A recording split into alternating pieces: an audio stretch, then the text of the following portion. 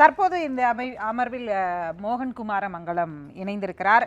காங்கிரஸ் இந்த பட்ஜெட்டை எப்படி பார்க்கிறது? தேசிய அளவில் தலைவர்கள், உங்கள் முன்னாள் நிதியமைச்சர் ப சிதம்பரம் பேசியிருக்கிறார். உங்களுடைய பார்வை என்ன மோகன் குமாரமங்கலம்? மேடம், பொதுவாக ஒரு அரசாங்கத்தின் கடைசி பட்ஜெட்டில் எந்த புது திட்டங்கள் அறிவிக்க மாட்டார்கள். ஆனால் அவங்க அரசாங்கத்தில் எந்த விதமான திட்டங்கள் கொண்டு வந்திருக்கார்கள், அதனால நாட்டின் பொருளாதார நிலைமை எப்படி உயர்ந்திருக்கிறது என்று குறிப்பிடுவார்கள்.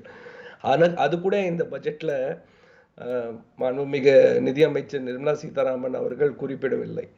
இந்த 100 ஸ்மார்ட் சிட்டி சொன்னாங்க, விவசாயிகளுக்கான வருமானம் 2 மடங்கு உயர்த்தி தருவோம் என்று சொன்னார்கள், இளைஞர்களுக்காக ஆண்டுதோறும் 2 கோடி வேலைவாய்ப்பு உருவாக்கி தருவார்கள் என்று சொன்னார்கள். அதை பற்றி ஒன்றுமே பேசலையே.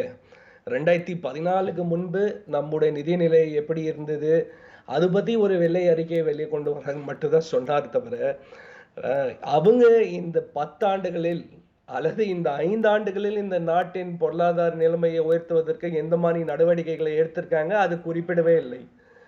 மீண்டும் மீண்டும் இளைஞர்களுக்கான, விவசாயிகளுக்கான, பெண்களுக்கான தான் நாங்கள் ஆட்சி நடத்துகிறோம் என்று சொன்னால் அது யாருமே நம்ப போகிறதில்லை. நீங்கள் வேளாண் துறையோட வளர்ச்சி விகிதமே எடுத்து பாருங்க. ஐக்கிய முற்போக்கு கூட்டணியில் நடந்துள்ள ஆட்சியில் 4% தான் வேளாண் துறையின் வளர்ச்சி விகிதம் இருந்தது. இன்னைக்கு 1.8% இருக்கிறது. அதே மாதிரி நீங்கள் இன்னைக்கு பீரியாடிக் லேபர் ஃபோர்ஸ் சர்வே ஒன்று அவங்க வெளியிடுவாங்க, அதாவது வேலையில்லா திண்டாட்டம் கண்காணிப்பதற்கு. அதில் படித்த பட்டாதாரி இளைஞர்களின் அந்த குரூப்பின் அன்எம்ப்ளாய்மெண்ட், அதாவது வேலையில்லா திண்டாட்டம் 45 விழுக்காடு இருக்கிறது. 2 பேர் காலேஜ் முடிச்சுட்டு வெளியே வந்தானா 2 பேர்லேருந்து யாரோ ஒருத்தருக்கு தான் வேலை கிடைக்கும். அந்த நிலைமை தான் இன்னைக்கு நம்ம நாட்டுக்குள்ள இருக்கிறது. ஆனால் வேலையில திண்டாட்டம் பற்றியும், பணவீக்கம் பற்றியும், இல்லைன்னா பொருளாதார சமத்துவம் பற்றியும் இவங்க ஒரு வாரத்துக்கு கூட இந்த பட்ஜெட்ல பேசவில்லை. கல்விக்காக இவங்க எந்த மாதிரி நிதியை ஒதுக்கியிருக்காங்க? ஜிடிபியில், அதாவது புது கல்விக் கொள்கையின் அடிப்படையில், இவங்களுடைய புது கல்விக் கொள்கையின் அடிப்படையில் ஜிடிபியோட 6%, 6% தான் கல்விக்காக செலவு பண்ண வேண்டியது இருக்கிறது என்று அவங்க சொன்னார்கள். இன்னைக்கு 2.9% தான் அவங்க கொடுத்துருக்காங்க. அதே மாதிரி சுகாதாரக்காக கோவிடுக்கு பிறகு நம்ம ஒவ்வொரு பிரைமரி ஆரம்ப சுகாதார நிலைமையோட நிலைமை என்ன இருந்திருக்கிறது, ஒவ்வொரு மாவட்டத்தில் ஜிஹெச்சோட நிலைமை என்னவே இருக்கிறது தெரிஞ்சுட்டு அந்த அந்த அவங்களோட சிகிச்சையோட தரத்தை உயர்த்துவதற்காக நம்ம எவ்வளோ செலவு பண்ண வேண்டியது இருக்குது என்று கண்காணித்து அவங்க இதோட சுகாதாரக்காக பணம் அவங்க சேர்த்தி கொடுத்துருக்கலாம். ஆனால் அங்கே கூட 1.3% தான். நீங்க குறிப்பிட்டீங்க பெண்களுக்காக அவங்க குறிப்பிடலை, இன்னும் பெருசான செல்ஃப் ஹெல்ப் குரூப் மூலமாக எவ்வளவு வளர்ச்சி கொடுத்துருக்குறோம், எவ்வளவு லோன் கொடுத்துருக்குறோங்கிறத சுட்டி காண்பித்திருக்கிறார் நிதியமைச்சர். அது குறித்த அறிவிப்பு இருக்கிறது. முத்ரா லோன்ஸ் அதிகமாக பெண்களை மையப்படுத்தி தான் நாங்கள் வழங்கியிருக்கோம், அது தமிழ்நாட்டு தான் முதலிடம் அப்படின்னு சொல்றாங்க. அவங்க முத்ரா லோன் சொல்றாங்க. எத்தனை முத்ரா லோன் சொன்னாங்க? ஒவ்வொரு முத்ரா லோனால அந்த பெண் ஏதோ ஒரு தொழில் ஆரம்பிச்சாங்களா? அந்த அவங்க ஆவரேஜ் சுமார் ஒரு முத்ரா லோனோட தொகை நினைக்கிறேன் 50,000 தான் இருக்கு. அதனால யாரோ பேருக்கு 25.5 லட்சம் கோடி கொடுத்துருக்கிறோம்னு சொல்றாங்க. சுமார் ஒரு 50,000 ரூபாய் தானே வருது ஒரு லோனுக்கு.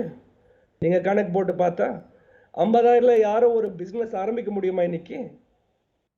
அவங்க செலவுக்காக அந்த முத்ரா லோன் பயன்படுத்துறாங்க ஒழிய அதனால அவங்க ஒரு சுய தொழில் ஆரம்பிச்சு இன்னும் 2-3 பேருக்கு வேலை கொடுக்குற மாதிரி எனக்கு தெரியல. அது ஒரு அச்சீவ்மெண்டா நம்ம பார்க்கவே முடியாது. நம்ம இன்னைக்கு அவங்க அப்படி கொடுக்குறாங்கன்னா அவங்க என்ன சொல்றாங்கன்னா, இதனால வேலை வாய்ப்பு உருவாக்க முடியும். சரி, உங்களுக்கு வேற இடத்துல வேலை கிடைக்கலன்னா சுய தொழில் நீங்கள் செய்யலாம். ஆனா 50,000 ரூபாய் வச்சுட்டு யார் சுய தொழில் செய்ய முடியும்? இந்த கேள்வி ஏற்கனவே வந்திருக்குது. அப்போதானே மாண்புமிகு ஐ திங்க் அமித்ஷா சொன்னார், யார் சொன்னார் எனக்கு ஞாபகம் இல்லை. அதாவது நீங்கள் பக்கோடா வச்சுக்கலாம், தள்ளுவண்டி வச்சுக்கலாம், இதுதான் பட்டாதாரி இளைஞர்களுக்கு இல்லைன்னா பெண்களுக்கு வேலை கொடுக்க போகிறோமா? இந்த கேள்விகள் அன்னைக்கே வந்தது. இப்போ நீங்கள் இதே எடுங்க, 100 நாள் வேலைவாய்ப்பு திட்டம். 100 நாள் வேலைவாய்ப்பு திட்டத்தில் கடந்த முறை அவங்க 60,000 கோடி ஒதுங்கினாங்க. அந்த 60,000 கோடியிலேருந்து ஆல்மோஸ்ட் 2 மடங்கு செலவு பண்ணாங்க. கிட்டத்தட்ட 86,000 இல்லைன்னா 90,000 கோடி செலவாயிடுச்சு. அந்த அளவுக்கு டிமாண்ட் இருந்தது ஏரி வேலைகளுக்கு, 100 நாள் வேலைவாய்ப்பு திட்டத்துக்கு. அதுக்கான பட்ஜெட் அவங்க உயர்த்தி தந்தாங்களா? இல்ல. அப்படியே அந்த ரிவைஸ்ட் எஸ்டிமேட்ல எவ்வளவு செலவாயிடுச்சு, அதே மறுபடி கொடுத்திருக்காங்க. ஸோ நீங்க அதுல பணவீக்கம் ஃபேக்டர் பண்ணா இன் ரியல் டேர்ம்ஸ் அவங்க ஒண்ணுமே இன்க்ரீஸ் பண்ணல. அப்படியே வச்சிருக்காங்க. ஸோ இந்த பட்ஜெட்ல இளைஞர்களுக்கு ஒண்ணுமே இல்ல, விவசாயிகளுக்கு ஒண்ணுமே இல்ல, பெண்களுக்கு ஒண்ணுமே இல்ல. இல்ல இப்ப நீங்க எதுக்காக இந்த ஒன்றுமே பட்ஜெட்? இல்லை அப்படின்னு ஏன் நீங்க யாருக்காக சொல்றதுங்கிறது வந்து யாரோட 10 ஆண்டுகள் இல்ல ஒண்ணுமே இல்லாம என்ன அவங்க தேர்தலை புதுசு? சந்திச்சிருக்க நீங்க முடியாது, மக்களை சந்திச்சிருக்க முடியாது, ஊரக பகுதி மக்கள் இதெல்லாம் கணக்கிட்டு தானே வாக்களிச்சிருப்பாங்க. நீங்க அப்படி பார்த்தனா அப்ப ஏன் தெலுங்கானா அவங்களுக்காக வாக்களிக்கவில்லை? ஏன் கர்நாடகால அவங்க தோல்வி சந்திச்சாங்க? 2 இடத்துல ஒரு காங்கிரஸ் இருக்கு, தேர்தல் மற்ற சந்திக்கும் இடங்கள்ல போது மற்ற இடங்கள்ல அவங்க ஜெயிச்சாங்க. நான் மறக்கல. பட் நீங்க தேர்தல்ல வெற்றி தோல்விக்கு பல காரணங்கள் இருக்கலாம். அதனால அவங்க பொருளாதார சரியான முறையில கையாளுறாங்க என்று சொல்ல முடியாது. ஒருவர் வாக்களிக்கிறார்னா ஒரு கட்சிக்குன்னா அதுக்கு நிறைய காரணங்கள் இருக்கும். அவருக்கு வேலை இருக்கிறதா இல்லையோ, அவர் அவர் பணவீக்கத்தால பாதிக்கப்பட்டிருக்காரா இல்லையோ, அதனால மட்டும்தான் அவர் இந்த கட்சிக்கு எதிரா அளிக்குவாருன்னு நீங்க நினைக்க கூடாது. நிறைய காரணங்கள் இருக்கு. எனவே அது வச்சுட்டு நம்ம பேசக்கூடாது. பொதுவா நம்ம என்ன பேசணும்னா, இவங்க இன்ஃப்ராஸ்ட்ரக்சருக்காக, உள்கட்டமைப்புக்காக நிறைய பணம் செலவழிச்சிருக்காங்க. அதை நான் மறக்கல. ஆனா கல்விக்காக, சுகாதாரக்காக, ஏழை ஏழை மக்களின் வாழ்க்கை தரத்தை உயர்த்துவதற்காக என்ன செஞ்சிருக்காங்க தான் நான் கேட்கிறேன். அதுக்கு அவங்க தரப்புல இருந்து எந்த பதிலும் இல்லை. 4ல நீங்க பிஸ்கல் ஏழைகளும் ப்ரூடன்ஸ் சொன்னீங்க. குறிப்பிட்டிருந்தாரு. பிரதமர் குறிப்பிடும் பொழுது பெண்கள், இளைஞர்கள், விவசாயிகள், அவ்வளவுதாங்க. ஏழைகள்னு தானே இல்லைங்க. குறிப்பிடுறாரு. 25 கோடி ஏழ்மையில ஏன்னா இருந்தவங்கள அவர் அங்கிருந்து குறிப்பிடுறாருங்க. ஏழ்மையில இருந்து வெளியேற்றி இருக்கிறோம்னு நிதியமைச்சர் சொல்றாங்களே. ஏங்க அது எல்லாம் அவங்க தானாவே ஒரு மல்டி டைமென்ஷன் பாவர்ட்டி இண்டெக்ஸ் கொண்டு வந்துட்டு, இப்ப இந்த இந்த அரசாங்கத்தோட சிறப்பு என்னன்னா, முதல்ல ஒரு லேபர் சர்வே இருந்தது. அந்த சர்வே மூலமாக ஒவ்வொரு மாதங்களுக்கும் இல்லைன்னா 3 மாதங்களுக்கு ஒரு முறை, இல்ல ஆண்டுக்கு ஒரு முறை எத்தனை பேர் வேலை இல்லாத இருக்காங்க என்ற அது தகவல் வெளியே வந்துட்டு இருந்துச்சு. இந்த சர்வே சரியில்லை சொல்லிட்டு நிறுத்திட்டாங்க.